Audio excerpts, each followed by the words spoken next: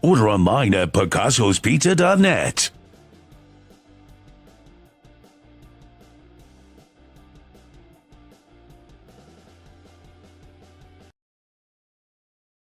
What is up, everybody? Welcome to this Trainwreck Sports Podcast, where we are here to pay the bills. Sponsored by picassospizza.net. Jake Micah, joined, as always, by my co-host, Mike Bunt. Mike, it's been a day. How are we doing? Has it ever? Well, it's been an interesting one for sure. Obviously, the Bills news of the Red Helmets making a comeback and then some other throwbacks. We're all excited about the Red Helmets. Let's be real. But in order to talk about the Red Helmets, we have to start the show with an apology because we got some information wrong yesterday and we want to hold ourselves accountable. I know in the non-traditional media sphere, it is common for people to just make things up, throw it out there, try to benefit off of it. And that is not what we try to do at Trainwreck. Sometimes you get things wrong, and we're going to take accountability. We did have a source that told us the Bills' Red Helmets were not coming back. We went with it. We should have vetted it more than we did. That is ultimately on us, regardless of what we were told. We apologize about it. There's only so much we can say about it because we can't give away people's names and other things like that. But there were people close to the Bills that were involved, and unfortunately we were wrong. And we're sorry about any anger, animosity, upsetness that we caused to Bills Mafia. And we hope to work hard to regain the trust of the people that do watch our podcast and that engage with Trainwreck Sports. And we can only take it one day at a time, and we'll try to make up for it. Like I said, we had 3 separate posts apologizing about it, and I know that's not enough. But we're going to do our best to make up for it. And Jake, I don't know if you have anything else you want to add to that. No, very, very well said, Mike. And yeah, we hold accountability. We'll take accountability for our actions. It's unfortunate, but it is what it is. And we're happy that we were wrong as anybody else. Like, first and foremost, we're fans, so we're happy that the news is there. But yeah, like, this is we'll take our lumps. We'll take whatever comes our way and own up to it. But we're going to keep delivering the content with the authority and the confidence that we have, because the work will show through. Whether you believe in us or not right now, the good work and the ethic and the stuff that we all have planned for you for this year will show through, and our intention will show through. I truly believe that. But we own up to it. We messed up. Happy to be wrong. Let's move on to just the news in general. I do have one last thing. Go ahead. Even though we're a social media account, we're not professional journalists, we do have to hold ourselves to a higher standard when it does come to posting and stuff like that. I was a sports anchor. I was a professional sports anchor. I worked at NBC, ABC, CBS, Fox, and PBS, and local stations throughout the Midwest. So while a lot of people will look at us and they will say stuff like, you're just a bunch of wannabe Barstool guys that are just throwing crap out there, that's not what we're trying to do. Did we fail in this instance? Absolutely. And we're going to own up to that. But I am someone that has worked in the media for 5 years and went to school for journalism. We have other guys like AJ Sobalski who worked at the Batavia Daily News. We have guys in college right now going to school for journalism. Yes, do we have sometimes a little bit more of a looser side, a fun side, a party side to Trainwreck? Absolutely, because we're not just about talking about sports. We're about having fun and trying to connect with fans. And sometimes when you're mixing the fun side and the professional side, there's a little bit of disconnect on things. And we failed as an organization with how to properly handle it and go forward with it. We thought what we were doing was the right thing, and it ended up being the wrong thing. So I don't want to go on and on and on about it, but I do want people to know we are sincere and that this isn't going to be something that's just going to happen again. And we're not going to just lightly throw things out there. We don't care just about the clicks. We want to be respected. And I know at this moment in time, we probably lost a lot of respect from people that might have had it for us. So we're going to work on getting it back. And the rest of this episode, we're going to enjoy talking Bills football. And we got to start with the Red Helmets. I mean, if that's we messed up yesterday, we got to talk about our excitement level about them coming back. The red helmets are back. But Mike, I'm not just saying the red helmets are back, because there's a bigger news for me, at least in there. The Standing Buffalo's back too, because that jersey disappeared for no reason in that set. It was a white helmet anyway. So we get red helmets week 18 against the New York Jets, and we get the all white Standing Buffalo uniforms, I believe, week 5 at whatever the game is at Atlanta. I believe it's week 5 Monday Night Football, and they're also wearing their throwback uniforms with the red helmet, black jersey, and white pants. So that's going to be a great looking game. And the Bills are also wearing the Standing Buffalo jerseys at home November 16th against the Buccaneers. So they're decked out in throwbacks for the whole season to celebrate. We're still expecting rivalry series jerseys that were announced as well. So Mike, yeah, the excitement was high today. What did you think of the reveal from the Bills, the look in general, like how it's not a full throwback, that it's just a helmet, like that it's only happening week 18, like just all the elements of how they ended up rolling this out and how it's going to be rolled out in the farewell season? Well, my first thought when everything was happening was our report is on the line. So I'm not thinking about how excited I am for the red helmets. My first thought is, oh shit, we really screwed this up. But so that's my first thought. But reality, if yesterday never happened and this was just a normal situation, I'm ecstatic. I like the red helmets. I know some people, I think most people love the red helmets because it reminds them of the Super Bowl days. Even the young fans, it's a little bit of nostalgia that they never got to see it really. So I'm pumped for it. I grew up watching them in the red helmets, even though most of it was during the beginning of the drought. I think it's going to be great. Now, the reveal I thought was a little underwhelming. I liked what they did with the teases, to be honest with you. Pete Gwelly having the red helmet in the bag in the dorm room, then the red Tesla truck. I really like that. So I like that stuff. Once they announced it was red, I thought week 18 against the Jets, I understand it's the final game at the stadium, regular season game. That's a little underwhelming. It's week 18. If the Bills take care of business, that might be Mitch Trubisky starting that game. You might not even see Josh Allen really playing meaningful snaps with the red helmet. So to me, that's a little underwhelming that you couldn't have found just another game throughout the season. I understand maybe they just want to go out with it and keep that still a reason for there to be interest besides it just being the last regular season game at Highmark Stadium. But I would have liked more than that. The other throwbacks that they brought back, I'll be real, I really don't care too much about those ones either way, just because I don't have the history attached to them that I do to the red helmets. So I know some people were excited about that. I personally, I'm kind of hoping those rivalry helmets are still a thing. I don't know how many different helmet combos you can have in a year. I thought it was 3. I don't know. Well, here's the thing. Now, because it was helmet colors was the rule, but if the Bills have just 4 different white helmet combos, then they're not breaking the color rule because they're just changing stickers around and everything else. So that's how I think they can skirt by it with this rivalry helmet. Isn't that going to be so weird if they have like 4 different? They're going to be a college team next year. They're literally going to wear like 5, 6 different jerseys. Yeah. Yeah, it's going to be like watching Oregon. Is the red still in too? Like, are they still going to wear the white, red, and white this year too? Like, this is what I'd say. If the rivalry series helmets truly do happen, which we have reason to believe those really are going to happen, although I understand people don't want to take us on our word right now, that would then actually kind of have half of our report being accurate. But obviously the bigger part of the report was the red helmet. But if the rivalry helmet does come to fruition with the white, with the gray, and the silver, that would be a half accurate report by us. Now, half accurate reports. Uniforms are a part. Yeah. Uniforms are a part of reports getting fired from real jobs. So we're lucky we're non-traditional and we're media, non-traditional media here. But I'll say this: when it comes to the stuff like that, I hope we end up still being correct with the rivalry helmets because I do like the concept of that.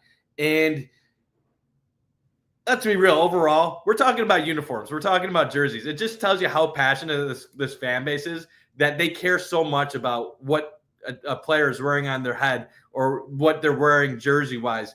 But normally we'd be talking about other storylines off the field or on the field heading into training camp.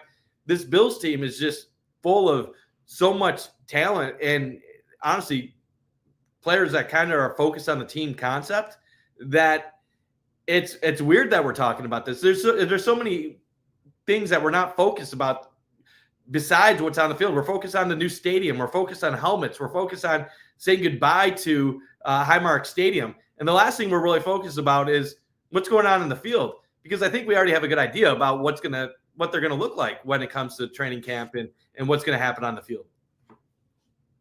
Yeah, absolutely. It does show the extreme passion, especially for these uniforms. Like you said, I don't have any. Obviously, I don't have any personal connection to the Standing Buffalo. I just like those white jerseys. I just like the all whites better than I really like the stripes. Mike, we're getting real about their. See, I love NFL uniforms, all uniforms. So I'm big into this. Those are nice, but they're going back to what you said about the rivalry series. They announced uniforms are coming with everything. Well, yeah, they announced that rivalries are coming with or jerseys are coming, uniforms, fan gear inspired by communities with the rivalries program.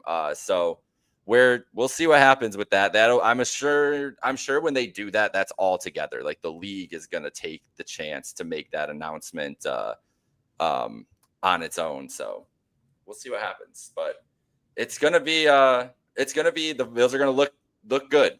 They always look good, but I am disappointed with the Red Helmets being one game at the end of the year. As we're saying, Josh Allen, hopefully isn't even playing in this game, which is a bummer to see him. But I also feel my sneaky theory is always been that we're getting a whole new uniform set with the new stadium anyways, and that maybe this red helmet indulgence at the end of the season is just the Marvel post-credit tease to next year when we get a full updated Bills uniform set in line with the new stadium. Because that's what a lot of NFL teams have done when they built their new stadiums, is rolled out a new set of uniforms. The Rams did it most recently. There's probably a couple other teams I'm not thinking of, but so I'm on the watch for after this season. Do the Bills just go full redesign mode? Because it would make a lot of sense when you're doing new branding for a stadium and everything else. I love their current jerseys. I really wouldn't do anything to change them. But then on the other side of the spectrum, think about it. Josh Allen's going to be 30 soon. So if you use 30 as that dividing line for halfway point of your career, the white helmets could symbolize the first half. The new stadium and whatever they switch to can be the second half. And everybody already has a Josh Allen jersey. So you want to make some money in a new stadium, you switch up the combos, the jersey, and then you sell a lot more Josh Allen memorabilia. And with all the young players on the team, it's a good chance to sell a lot more jerseys. So it almost makes too much sense for it not to happen, even if we love what the current combo is. Yeah, it's just too good of a marketing opportunity to pass up. But if they just did a modern classic of the 90s edition and then throw in, they could still do some alternates and some throwbacks that people want to see, and even keep this set around as an alternate set of some sort, maybe the all whites they kept around, whatever. There's ways that they can make it all work. But it's going to be interesting to see how they market this farewell tour, but also how they market the inaugural season at the new stadium and all the plans that they're going to have for that. I'm sure we're going to be talking a lot about it on this show as we go forward. Mike, on top of whatever the Bills are going to be wearing in certain games in September through December, right now it's July 22nd. I did not bring that up yet. At the top there, I usually mention the date, Tuesday, July 22nd, which means tomorrow is the start of training camp. We're here, man. The players showed up today. Josh Allen, as you said, showed up with the cyber. Well, with what? So wait, is that Josh Allen's red cyber truck? Is that what we're led to believe now? Because I feel like Josh Allen's not driving a red cyber truck. Why would Josh can't be driving around? Does that seem like a Josh Allen thing to have a red cyber truck? I don't know. Maybe it doesn't seem like that's something that gets the spotlight. I feel like he doesn't want people looking at him I could see that being a Bills Cybertruck that they just brought in for that stupid video. That's just for the video. I could see, somebody in the org has the red Cybertruck that they're using, whatever it is. But before we get into training camp, we do want to mention that Trainwreck Sports is we're teaming up with Sal Capaccio and TSE to give away preseason tickets. So if you go to the link in the Trainwreck Sports bio, there is a link to get in for this giveaway. The tickets are for August 9th, so just 2 weeks. Oh my God, August 9th. I'm looking at my calendar and like, oh my God, that's literally like 19 days away or whatever it is. But we're right here. Preseason games are coming right up. Big home game. So yeah, we're teaming up with Sal and TSE to give those away. Go to the link in our bio, and we'll be there on site for games all year long. We'll be on site at training camp, Mike. Training camp starting up. Yeah. How are you feeling? I'm feeling? Like, is it feel like first day of Christmas vibes? It kind of does for me, like thinking about the season getting started and just like, I mean, especially for you, like, and everything that's going to be happening, but like, I'm going to be reading, I'll be real, it all in. Go ahead. I feel like I got more excited when the Bills were bad. And I know that sounds messed up, but when they were bad, I always had that hope that maybe this would be the year that they'll turn it around. How are the quarterbacks looking? How are different position groups looking? I don't get that night before Christmas feel because I feel pretty confident in this group. I know they have an MVP quarterback. I believe they have one of the best offensive lines in football. I like their running back room a lot.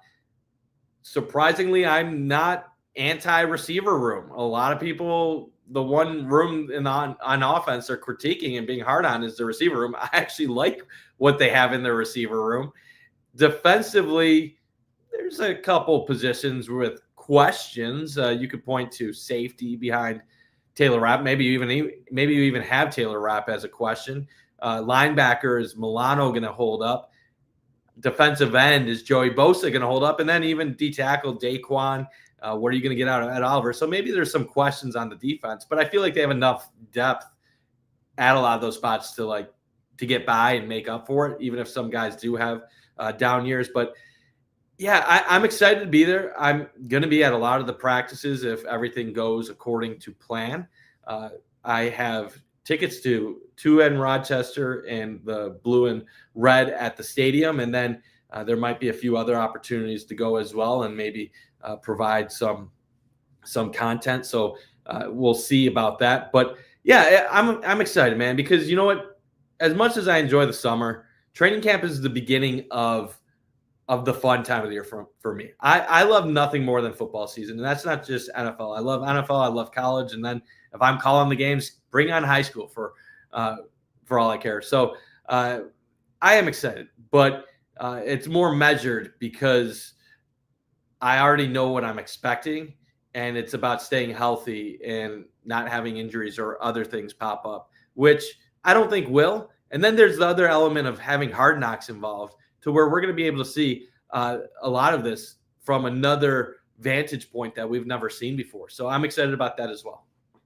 I'm really excited about Hard Knocks. Like I've loved Hard Knocks. Not the most recent versions haven't been that compelling to me, but when we're like older Hard Knocks, old HBO, like I'm not talking HBO Max. You're not streaming this on the app later on. You're tuning in at 9:00, sitting down watching HBO Sunday night television, and it just happens to be Hard Knocks this week.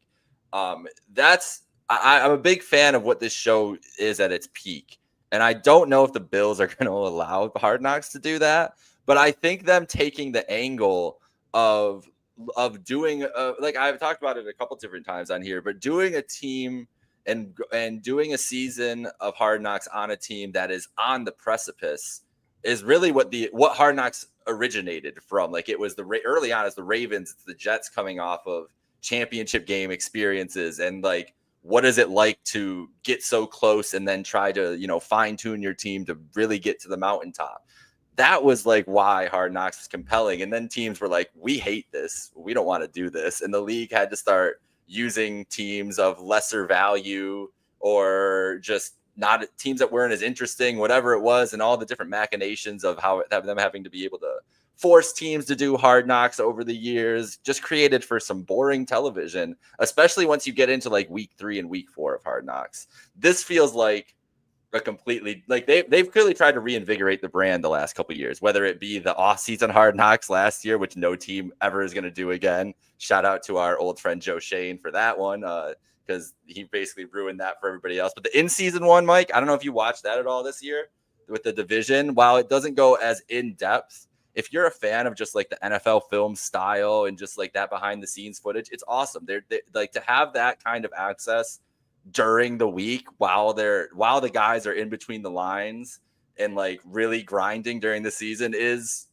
really special. And like people like, while it's curated and everything else, you should still take it to see how these guys actually react rather than like not using this as information. So I like it. I like Hard Knocks where it is. And that brings it all around to the Bills being on Hard Knocks in this moment, in this season, after how the last season ended and everything we know coming into this season, the hype, the expectations, the everything else, and all the camp competitions that we're going to have. What did the Bills tweeted out today? Maybe it was yesterday, whatever. They've tweeted out a lot in the last couple of days. Culture, chemistry, competition, I believe were the 3 words they used to describe their camp. That's what I've been talking about. I want to see on Hard Knocks. Like, we're going to get to see this culture of this team. And I believe that I think it was Tim Graham's article today with I can't remember who he was interviewing. I'm blanking. I'll look it up quick on The Athletic. But interviewed the guy, the filmmaker for Hard Knocks. And one of the things he brought up, I need to get this guy's name right because I don't want to mess this up here. But the main part of it is they're going to be looking. They want to get the relationships. They want to show the culture of the fans. They think that while the Bills have been a national team for years, while they've had national games, this is what the quote one of the things he had said that stuck out to me. While the Bills have been a national team, while they've won a lot of games, had a lot of national audiences and everything else, he doesn't feel like people really know who the Buffalo Bills are, know what they're about, know their process, know their culture. They know Josh Allen.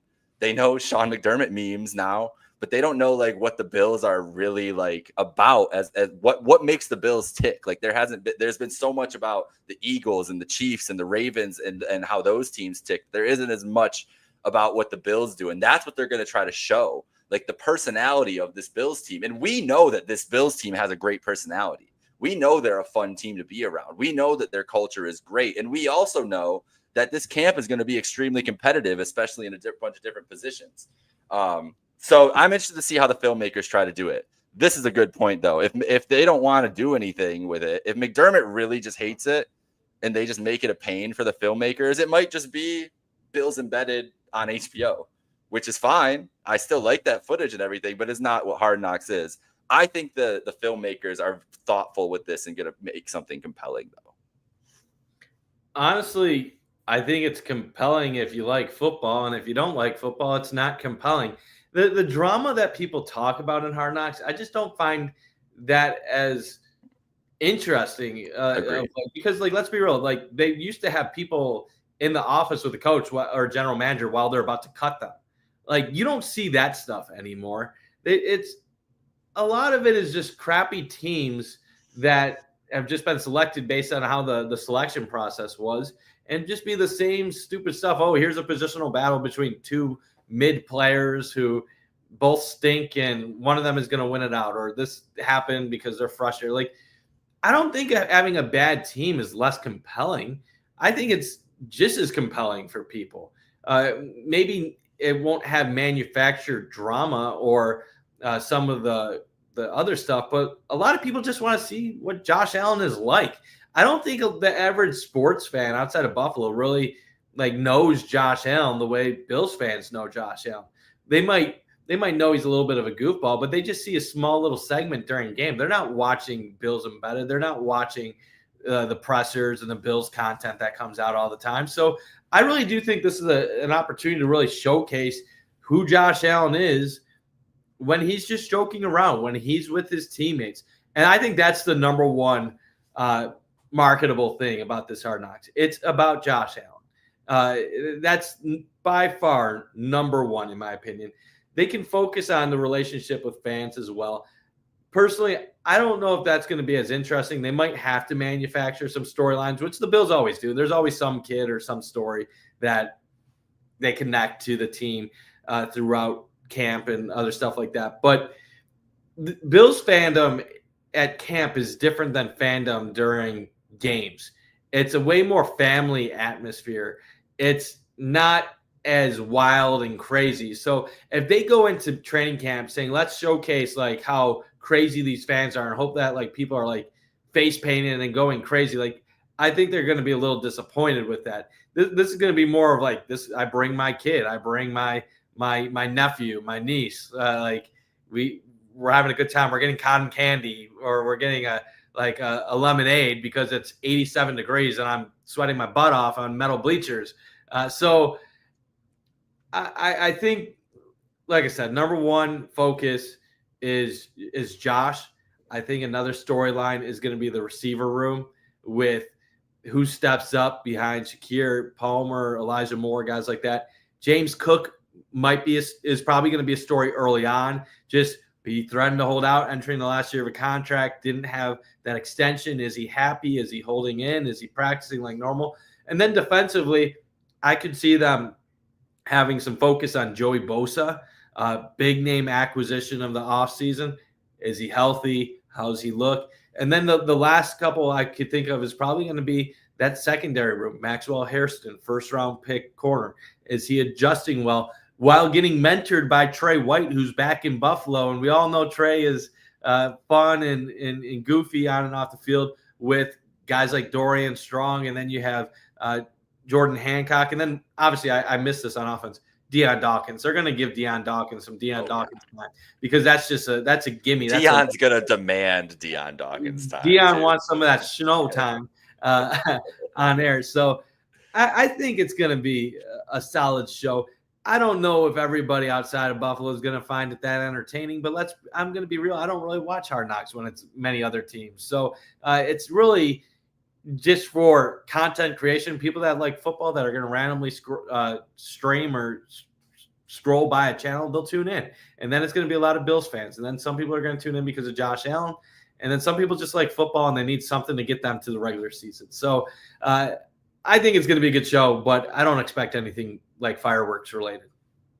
I do think Josh Allen, the Josh Allen usage rate is going to be like peak Russell Westbrook levels. If you're a basketball fan, it's going to be like screen time is going to be like 70%. And then the rest of the organization will be like 30%. Josh is going to be, they know who the star is of this. And I'm sure that's part of I bet Josh was probably more okay with this than the rest of the org was. Like, I don't think he's a guy, like, I don't think he wants attention, but I don't think he's like not okay with like this kind of interviews and these kinds of things. I think he really does well in these kinds of situations. Like, I think he's going to be, he's already a guy that the general public really likes, really enjoys, roots for, but I feel like it's only going to help his case.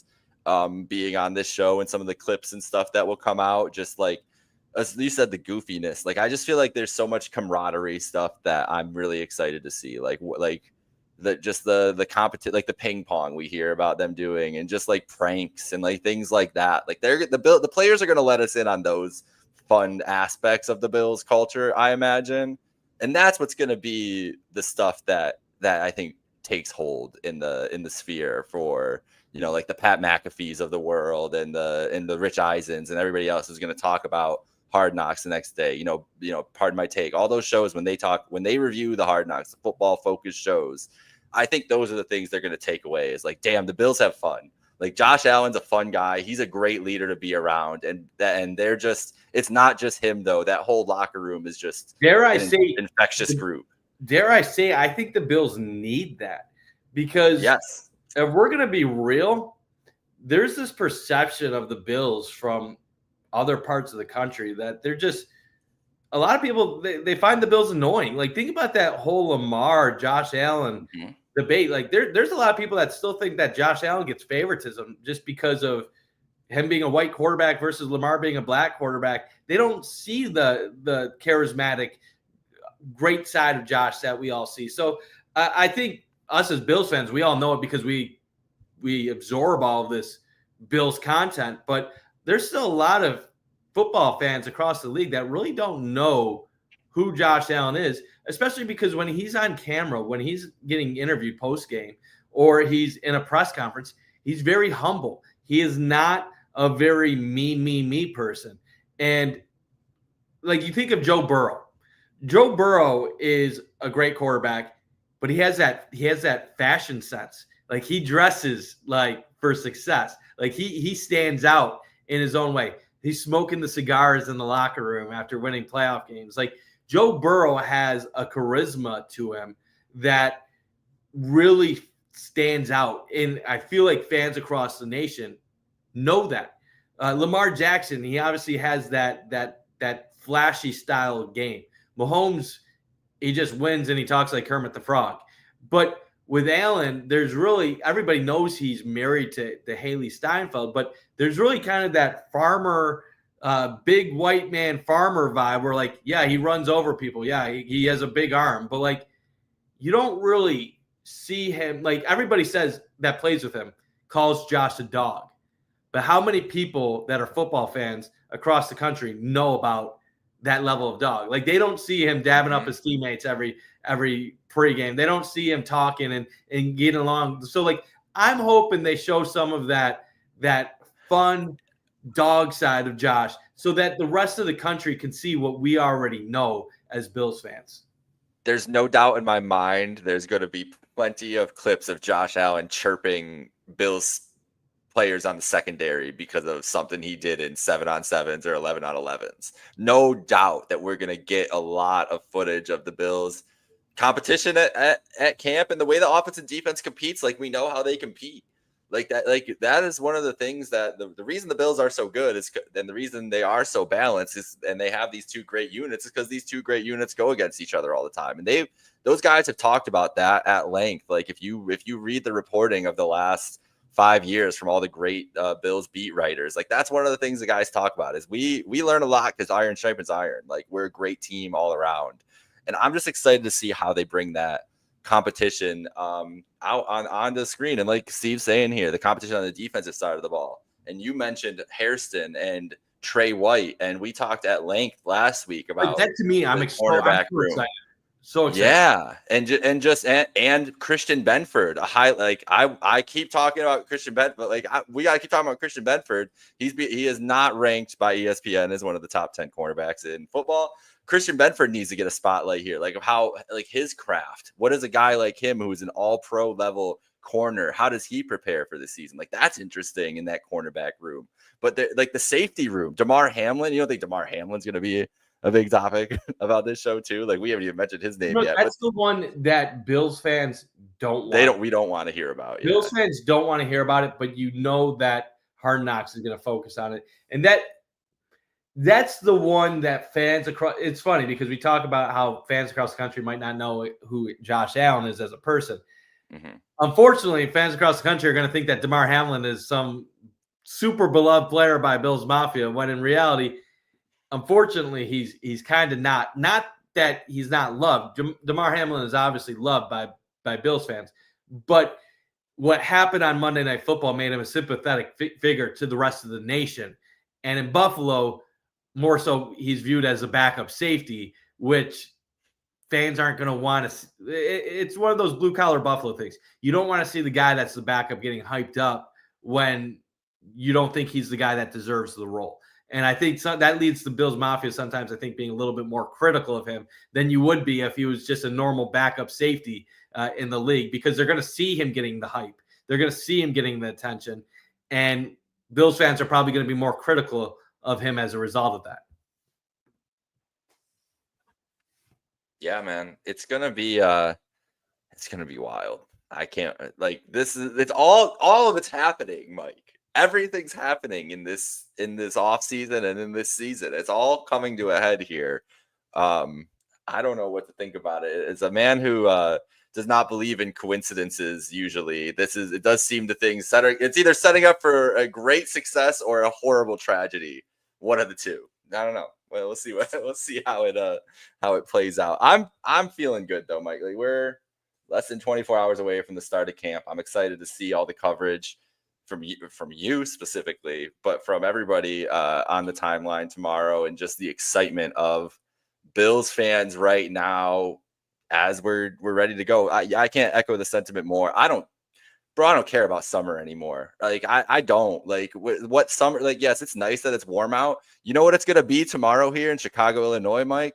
115 degrees real feel. I don't need that.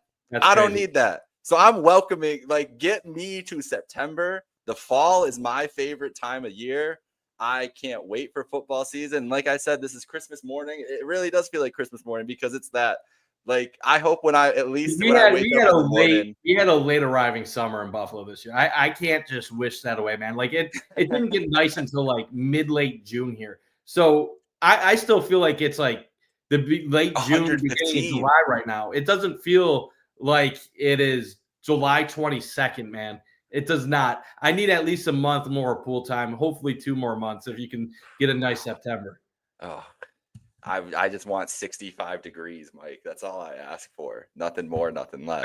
I can go swimming in 65 degrees. I've seen it. As long as the pool is heated, I'm okay with that.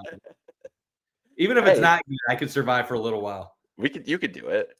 It's all mental. It's all just, you just got to grind it out. But listen, you're not ready for summer to be gone. I'm ready for summer to be gone, I guess. That's where I'm at. Like, whatever, like, let's just get here. Let's just get these games going. What do we expect from the Cook saga from Steve Noble? Let's talk about Cook for a second here, because Ian Rappaport quoted the drop from Pelissero that Cook was going to show up to camp today and said a potential hold-in, and that's all he said. Are you expecting a hold-in situation? Do you feel like you want to, or do you want to talk about what a hold-in like will look like in this scenario? Why don't you explain it, and then I'll give you my answer. The hold-in. So a hold-in in the NFL is like, so it's dumb. Honestly, I think it's pretty stupid. You show up to camp and you just don't do anything because you want to renegotiate your contract. So you're there, you're with the boys. They're all out there, they're working, and you're just sitting on the sidelines, not working out because you're trying to renegotiate your contract. I'd honestly rather you hold out. I'd rather the guy say, I'm not showing up until I'm ready to work, than somebody show up and not work. I just feel like that's crazy to sit there and stare at your teammates working out in training camp and you're not doing it. Even if it's a business tactic, I say stay home. Trey Hendrickson posted Instagram from Florida today. He's in a dispute with the Bengals over his contract. I'm happy with that. Hey, you're gone, bro. I'll be back in Ohio once you give me my money. That's what I would rather do. So that's how I feel about a potential hold-in. But how do you feel about the Cook situation in general? Do you expect a hold-in, and what's next? Well, here's the thing. If he was to hold in, why did he practice during mandatory minicamp? I feel like if you were actually planning on holding in, you would have just sat out mandatory minicamp and never showed up for that. But he said he needed the money. So I don't know, man. I don't think it makes sense. I mean, from his point of view, it's not a bad thing to hold in, but like, is he really close to getting a contract? Doesn't seem like it. So does he have anything to lose? Probably not. There's the key. Fined. Yeah, that's why you do it. You don't get fined, and you still get credit for being there. But from his point of view, he's looking for the big money. How is holding in going to benefit getting him the money? It's only going to delay him preparing for the team and getting ready. Now, how much does that really affect the player? Probably not a ton. But here's how it does affect him, Mike. If he doesn't decide to practice for 2 weeks and they just decide, well, Ray Davis and Ty Johnson are going to be implemented more for the first, let's just say 4 weeks. You're talking about a guy who wants to get paid his second contract. He needs to produce this year. He can't just post to 1,000. He can't just post. You're right, but here's the thing. I don't think he's going to hold in because I don't think he plans on being in Buffalo next year anyway. Exactly. So my view is he's going to come in, he's going to practice, and he's going to try to ball out to get as much money as he can next year. And whoever the highest bidder is, that's probably where he's going to end up going. I don't think he's going to get $15 million in Buffalo because let's be real. Even if you go based on his like previous 3 years, like I think James Cook has actually outperformed his draft position. And you look at what he brings to the Bills offense, I actually believe he has a bigger contribution and role than what many of us anticipated. That being said, what is that role worth? To me, it maxes out at like 10 to 11 million. I could give him 12 just to like stretch it. But when you're talking 14, 15 million, at that point, you're talking like you could have 2 decent running backs for that much money. You could have 2 good quality starting running backs at 15 million combined instead of having 1. And then you could do things a lot differently. This is the part where you mentioned, well, if he holds in and then Ray Davis looks good. My thing is, I like Ray Davis, and I think Ray Davis can be a starting running back in the NFL one day. I don't want Ray Davis to be my primary back on the Bills this year. He's not the same as James Cook. James Cook has elite level explosiveness, and I know Ray Davis had a good rookie year. Like I'm not about to say anything bad about him. I thought he was good as a pass catcher. He was a solid running back. I was really happy with what he brought as a rookie. But his stats are still not great when you look at them. I think he was below 4 yards a carry when Cook is routinely around 5 for his career. Cook's explosiveness is what brings that next dimension to the Bills. Because you think about how the Bills generated explosive plays in recent years. It hasn't been the pass game down the field. They don't connect on long passes. They've been one of the worst deep throwing teams in football over the last couple of years. It's crazy. You got one of the best armed quarterbacks who's amazing at improvising, but on just set normal plays, they have a horrible success rate at connecting on deep balls. That's why Josh Palmer is in here right now. But what have they been able to do to make up for it? Cook has had a lot of 30, 35 plus yard runs during that period of time. So I think for both sides, it benefits him practicing. That way, Cook gets out there. He gets out to a hot start.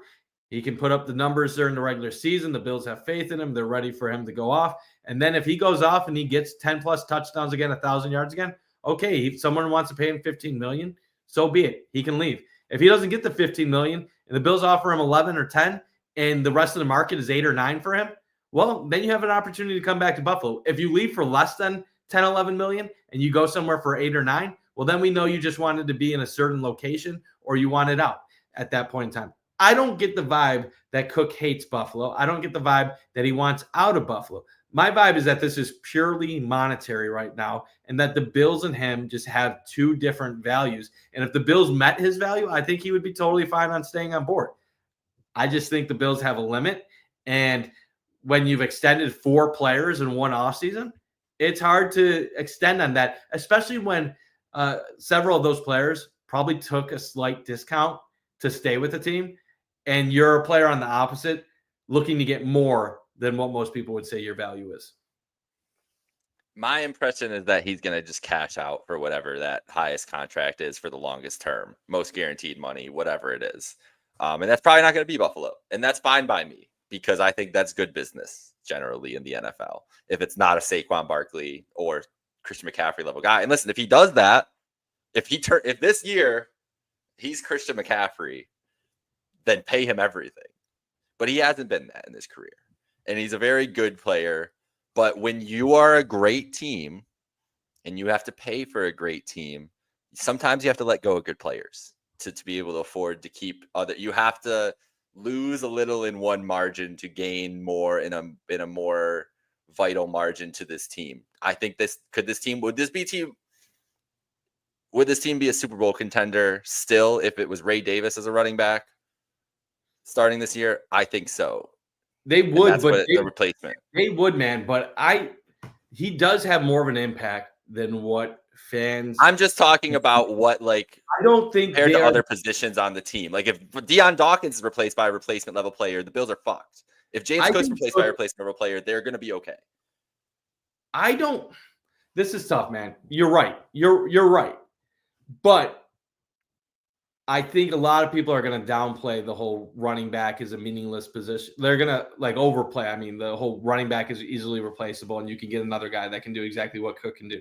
I'll overplay it a little more. Because the Bills have the best offensive line they ever had last year as well.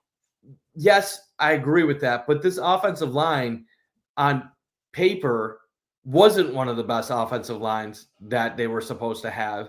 And a lot of it is continuity and how they gelled. But I think Cook also makes them look very good in some ways too, because how many of these runs does he extend it down the field for long touchdowns where he has to do something himself? Now, he has a lot of big holes. So I give all the credit in the world to the offensive line, but Devin Singletary is not taking half those touchdowns all the way. No, he's not. And Sorry, what I struggle with is this.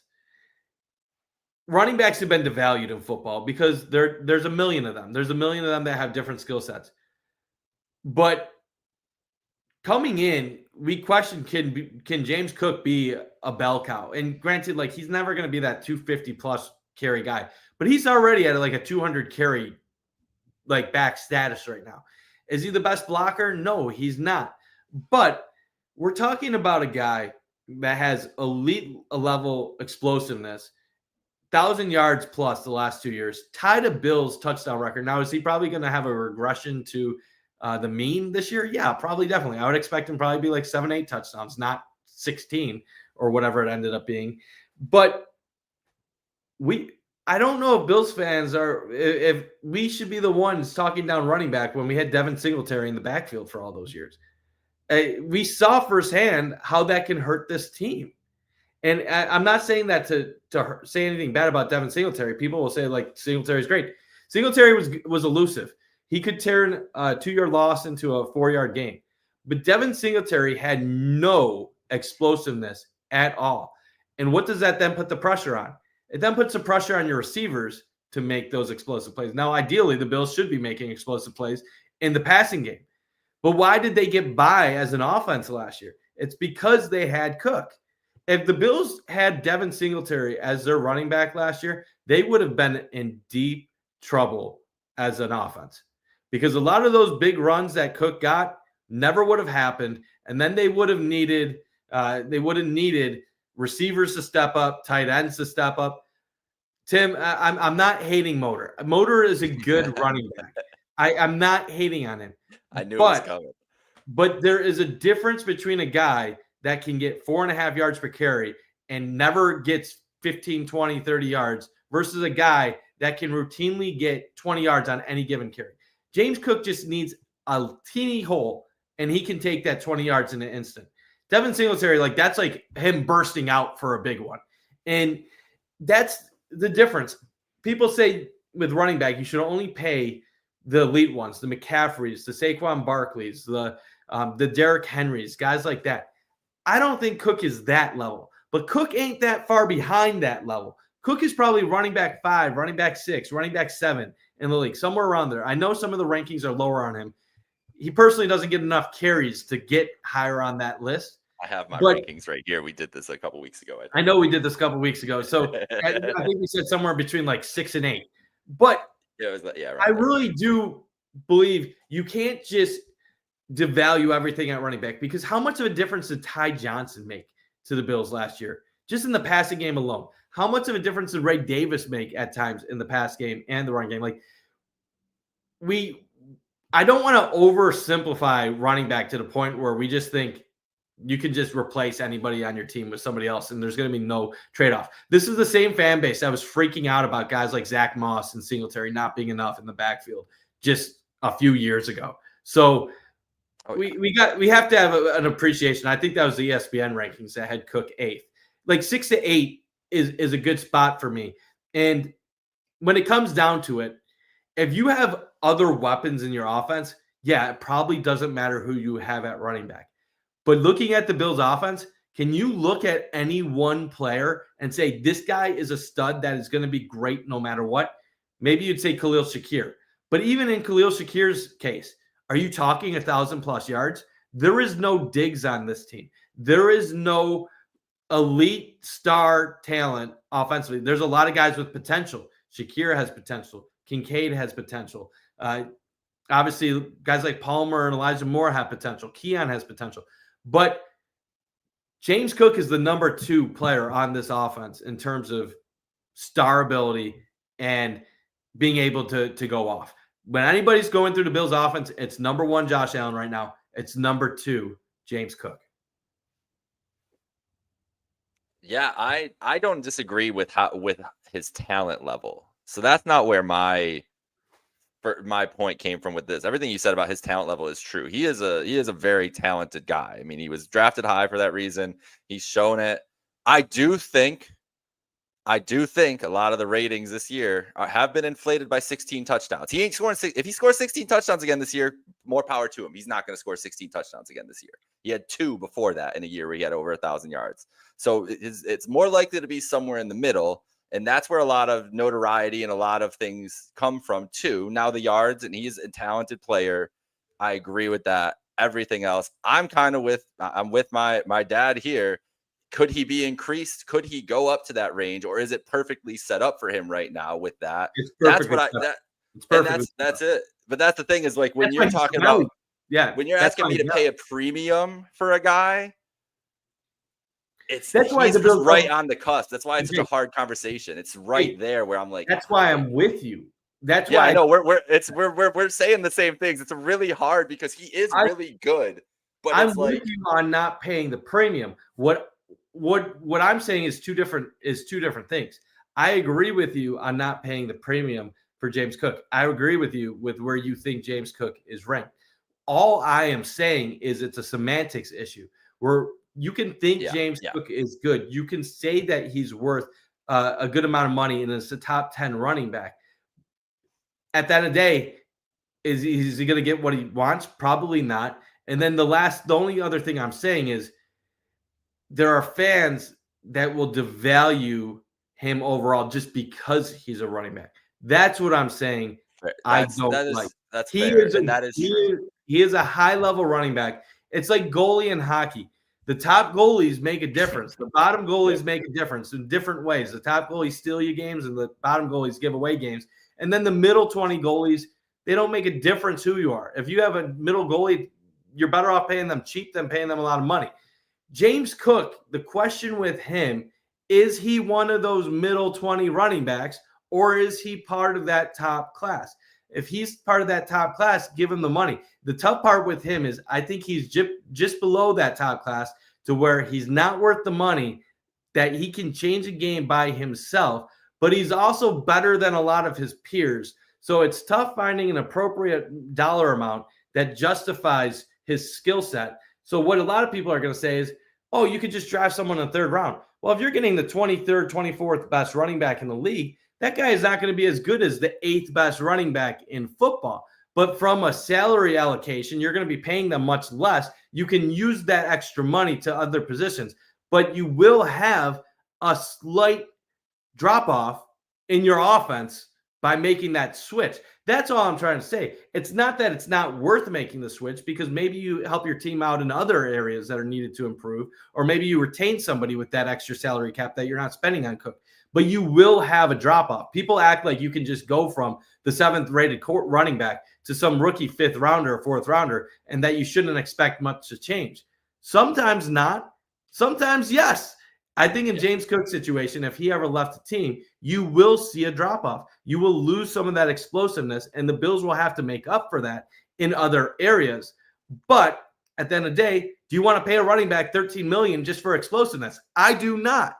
I don't want to do that. With that extra money, you could get 2 running backs. Maybe you get rid of Ty Johnson at some point, and you get 1 running back that's explosive, and then you get your Devin Singletary who has vision, and then you just mix them.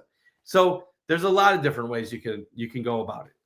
And we know they love drafting running backs. We might just be a 1st round running back team next year, a 2nd round running back team again next year. Don't start that conversation right now. And there's enough people that don't like us today. We don't want to start talking about drafting running backs in the 1st round.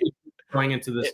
My earliest record on Trainwreck Sports is demanding for the Bills to draft a running back in the 1st round. So I'm just only being true to myself in this moment. It's amazing our show is still around. Listen, Travis Etienne was not a bad projection for the moment. I liked him too. It would have been a bad pick.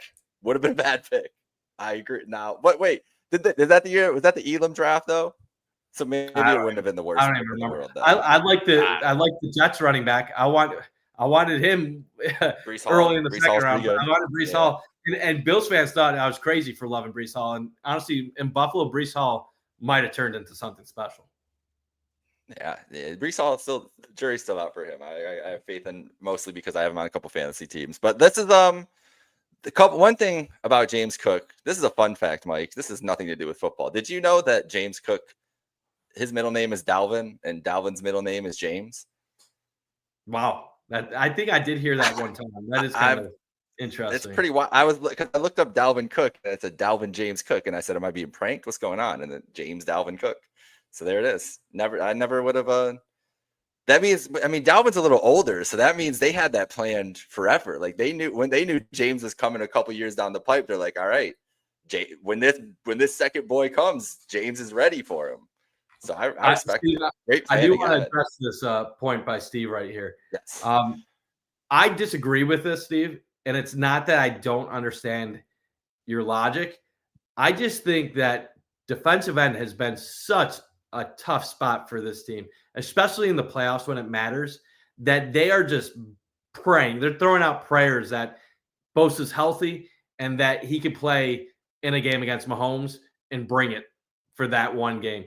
They took the same bank with Von Miller, and it just didn't work because he tore his ACL the first year. This is basically like Von Miller 2.0, but like a manageable 1 year safe contract to where if he stinks, you get out of it. But to me, this is basically the Bills saying, we can't draft in the top 10 where you get guaranteed pass rushing studs, and we can't give somebody a 5-year, $150 million contract at this moment because nobody's trading a premier defensive end. Maybe the Bengals, Hendrickson, never know. But to me, this is basically saying this has high ceiling, low floor. If it doesn't work out, it's 1 year, we'll survive. But if it does work out, that could be the key to getting to a Super Bowl. So that's why I would give Bosa the more, even if he is a huge question mark. People are so mad about Joey Bosa until he's like has like a 3-sack game in week 3, and then everybody's gonna be like, oh my God, we're winning the Super Bowl. And then he's gonna miss a month with a groin injury, and people are gonna be like, oh my God, we're screwed. And then he's gonna be healthy enough in December, and we'll see what happens. That's my guess for Joey Bosa this year. But he's gonna have a game that turns everybody. Who's you got to tell Tim that that's not going to get it done, Jake. For James Cook? For James Cook. That's not going to get it done. I'm going to be able to do it. Not going to be able to do it. You're going to have to add some digits there. If you want 4 years, you're going to have to call that. I was going to say swap that 4 and 5 and maybe. Yeah, like it's going to be 52 to 54 at least, I think. Yeah. Who's paying him, though? That's the one thing about the James Cook market. Like, I don't know. Like, I haven't done this research off the top of my head, but like, what team is like the Browns? I guess the Browns might have to do it. Like, they could be a team that just throw a bunch of money at a guy. Like, I'm just like, it's going to be interesting. A flashy team that wants a flashy. The Cowboys? It'd have to be like an indoor dome team or like a Southern team. It's not going to be a team that's playing in the north that's enduring winter conditions. Like it has to be an indoor dome team, or somewhere in the south. Like James Cook. You know who he could. You know what'd be a good spot. Honestly, is Kamara is getting up there a little bit. New that Orleans, could be a spot where they flip over to James Cook. Yeah, they have Achane in Miami, but I think James Cook would look great with the Dolphins. I gotta say that quietly, but like I could. So funny. James Cook on the Dolphins, like it feel like that would be like a good fit, like. But who knows what's going to happen with their coaching staff and half those players. Here's the two teams, and one is not what you're talking about at all. But the Bears are a team who have DeAndre Swift, and they've been trying to get off of him. Like we know Ben Johnson doesn't like DeAndre Swift; he got rid of him already once. So that's a team that does not fit your Southern nice market. The Cowboys, though, have Miles Sanders and Javonte Williams. Those are two dartboard shots at running back this year to hope one of those guys. I could see them looking to James Cook and sending some money, and he would. Good for him. That would be, hey, being a Cowboys seems like it's something. I can see James Cook loving. I can see him loving that. Yeah, we'll see though. Right now, James Cook is going to play for the Buffalo Bills in 2025 and hopefully in the playoffs in 2026 and winning a Super Bowl. And then he can go wherever he wants. If he's a Super Bowl champion for the Bills, I don't care. Yeah, 100%, man. That's what it's going to be like. I don't know what, like, if the Bills win the Super Bowl, like, I don't even know how to, like, do this podcast or even go about life afterwards. Like, am I going to care about, am I going to care if James Cook's holding it? Or, like, go, everybody could leave. I don't care. whatever. Yeah. Josh, go do whatever you want. Retire. None Go of us will sleep. Go know. sleep But on I the mean, beach. Boston fans continue to watch their teams, and they've won like 13 championships combined over their 4 sports. So I maybe at one moment in time you might care a teeny bit less, but I'm sure you'll still care to the same Yeah, level. probably. Got to win one first. Got to win one Probably. first. Mike, you got anything else? I think I'm all set, man. Good show. We've moved on from some of our recent demons with Trainwreck. We had a good We had a great house here. It doesn't matter. We're all good. great conversation about training camp and everything opening up. James Cook's contract, Hard Knocks, a lot of different things. So yeah, I feel pretty good about what we talked about today. And 1 week from now, when we get back going, we're gonna have training camp episodes, and we might even start having some Friday nights scattered in the near future. So excited for everything, and just can't wait for camp to get started. Can't wait tomorrow. And don't forget, we are teaming up with Sal Capaccio and TSC to give away Bills preseason tickets. Get in the action, just over 2 weeks away. It's on August 9th. The link in our bio on Trainwreck, in our Trainwreck Sports bio, is where you can enter.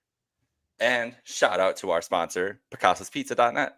Picasso's Pizza. Get your pizza at Picasso'sPizza.net, anywhere nationwide, or right now in Western New York, at any of our locations. So we paid the bills, Mike. This is a great show.